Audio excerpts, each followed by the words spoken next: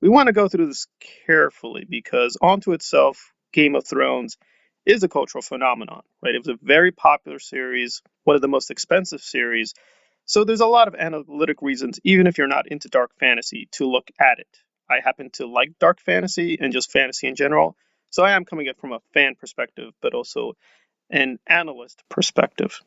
All right, so that's the broccoli portion. Let's get to the dessert. Now, Gary from Nerdrotic, I think, deserves a little bit distinction here because he was much earlier than most people. And I will never take that from Gary. He was very early in being a very vicious critic of Benioff and Weiss and where the show is going. So he deserves a lot of credit. However, the video we're going to review is unfortunately not good. If Game of Thrones is season 8, a 3 out of 10, this video is a 2.5 because it's really meandering. So even if I'm actually agreeing with Gary in terms of his basic point that it was not a good season and they really destroyed the show, I don't think he articulates himself very well. And I'm just like puzzled as to what is he saying? Where's he going with this? And he's making a lot of just pure errors. So I'm like, what exactly are you talking about? So we'll let him hear him speak and respond to the basic charges and I guess his new theory about what went wrong. That the third episode of season 6 was the most expensive episode. I knew that I was like, they're gonna kill the fucking Night King in this episode.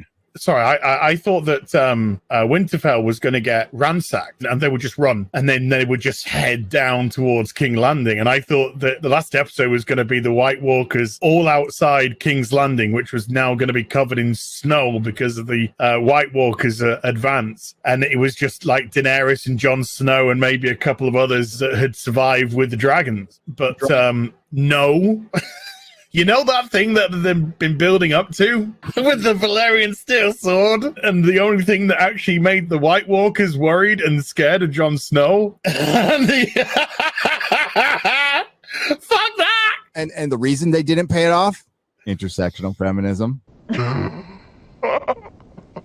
Arya's story, they made her into this Mary Sue and Batman. No, it's supposed to be a fucking sad story. It's supposed to be a story of horror. She watched her fucking dad die, and then fucking mom and her brother died, and it just carved a husk out of her soul. Like, she's nothing anymore. And she just turns into a heartless fucking killer. When I heard that the fucking Night King was gonna die, but I'm like, they better not fucking do it. And they fucking did it. I was in shock. I was like, holy shit.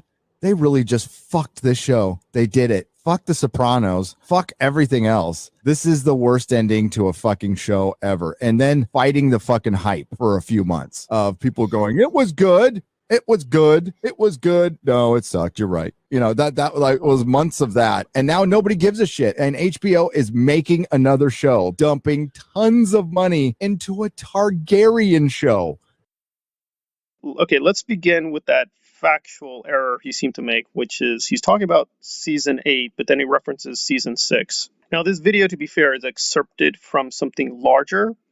So I don't know if this is his mistake or the editor's mistake or both. The images are not matching up the narration because he's talking about season 6, but I'm pretty sure he's talking about season 8. And of course, he's talking about the Night King episode. So I'm not quite sure what he's talking about. I assume he just made an honest mistake, and I'm not going to, go crazy over it. But it's not good to begin with a major factual error and then start saying, these writers for Game of Thrones are really incompetent. Apparently not. They're not the only ones that need some more lessons in editing and writing. Okay, but let's get to the substantive issues he brings up that, they totally screwed everything up. Didn't really understand how to write the show.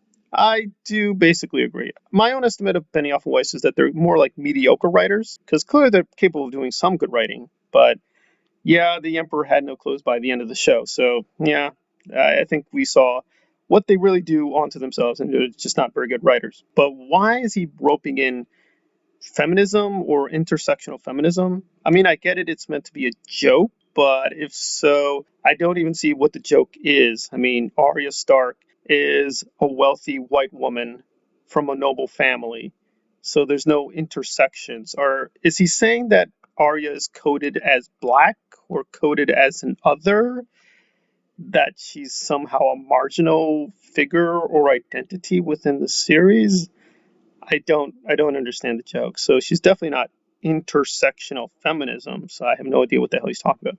Was feminism partly responsible for season 8? I think you can definitely put it in as a factor, but saying Benioff and Weiss are feminists without qualification, I think, is really, really bizarre. Now, let me state for the record, I'm not coming at this from a pro-feminist perspective. I don't have a pro-feminist perspective. I don't have an anti-feminist perspective. I honestly just try to analyze stuff. Now, we're all ideological, and I'm no less ideological than anybody else, but knowing that, I try to be self-critical. So yeah, if feminists go wrong and crazy and stupid, of course they should be criticized. But if anti-feminism goes wrong and it's saying stupid stuff, that should also be criticized. I get it for his audience. He just uses these words, intersectional feminism, now for money and for the super chats. He just throws these bones at the dog, but I don't see how this is helping us with that particular episode or that particular storyline. Now, in terms of the Mary Sue thing, I have to be honest, having done analysis for 10 to 15 years on literature and culture, I really didn't come across this term until recently. So, as somebody who's written fiction since he was a teenager, I didn't even know this thing existed. But it's fine to debate it. I think it's perfectly legit to do videos pondering whether she is a Mary Sue. And I've even done, I think, one video on this. But I don't know if that's the answer to the question, because I just think the analytic term doesn't do very much. I just don't think the Mary Sue thing explains too much, because it doesn't seem to have a lot of rigor behind the definition. Did they give her a lot of extra powers that don't make sense? Well, that's definitely true.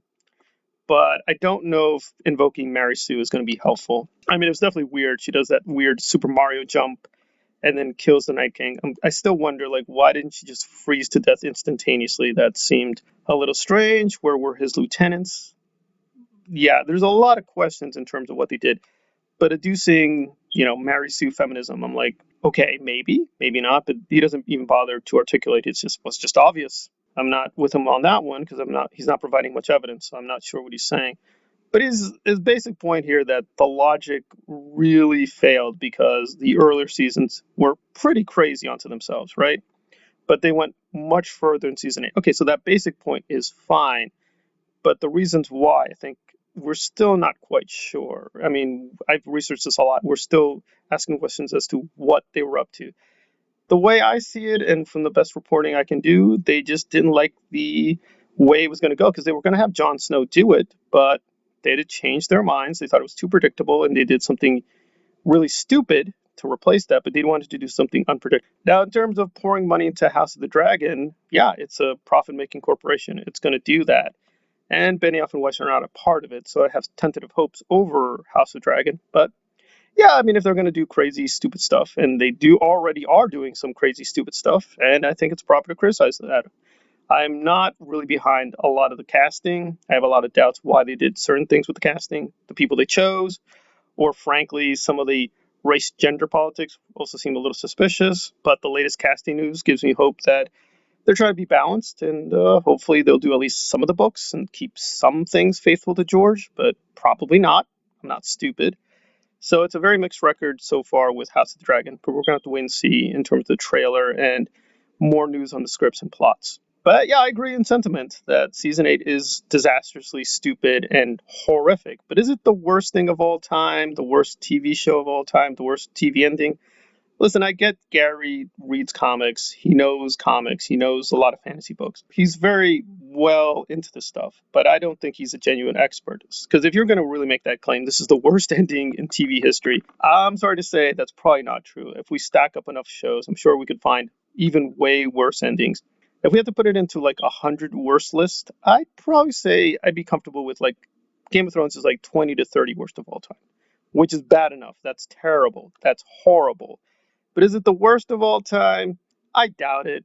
I don't think it even would crack top 10. But if you want to argue top 10, I think maybe you could argue to top 9, top 10. But I don't know. Number 1? Nah, I have my doubts there. So I get it. I mean, he's feeding his audience. But I think the more balanced approach, we're going to end up in the same place. It's a really bad show, and it really ended terribly. But we want to be more fair-minded in how we're dissecting season 8. All right, this has been a video essay on Nerdrotic's stray thoughts on the demise of Game of Thrones. Thanks for listening.